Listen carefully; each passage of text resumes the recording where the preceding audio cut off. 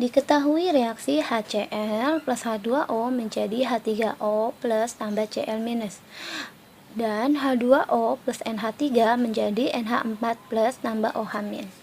Pertanyaannya adalah zat yang bersifat amfiprotik adalah zat amfiprotik. Pertama kita harus tahu dulu zat yang bersifat amfiprotik adalah zat yang bisa berfungsi sebagai asam dan juga bisa bersifat sebagai basa. Jadi amfiprotik adalah zat yang bisa berfungsi sebagai asam dan juga berfungsi sebagai basa. Maka kita lihat dulu dari reaksi satunya. Kalau reaksi satu, asam itu adalah yang lebih banyak H. Jadi H-nya lebih banyak H ya.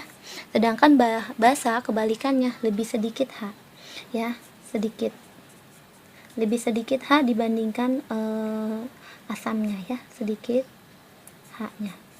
Oke, sekarang kita mau cek di sini HCl dengan Cl minus. Jadi kita harus lihat di kiri dan di kanan dibatasi dengan tanda panah ini. Kalau H di sini HCl, berarti ini H-nya lebih banyak kalau dibandingkan Cl minus. Berarti karena ini lebih banyak H-nya, lebih banyak 1 H, berarti dia akan jadi asam. AS, asam. Cl minus berarti dia akan jadi basa, B. Nah, sekarang ini basanya basa konjugasi ya. Di sini asam, berarti di sini BK, basa konjugasi ya. Sekarang kalau di kanan kita pakaiin konjugasi. Kalau di sini H2O, di sini H3O di kanan. H2 sama H3 berarti H2 lebih sedikit.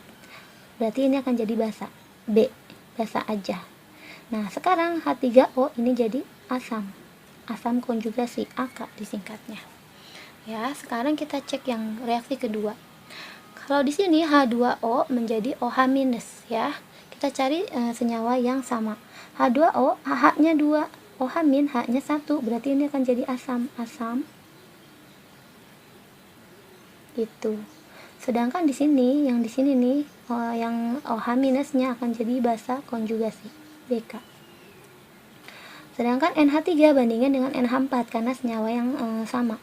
Jadi NH3 senyawa yang unsurnya akan asalnya dari NH3 menjadi NH4. NH3 hanya 3, NH4 hanya 4. Berarti di sini lebih sedikit H-nya. Ini akan jadi basa. Sedangkan NH4 akan jadi asam, AS, asam konjugasi.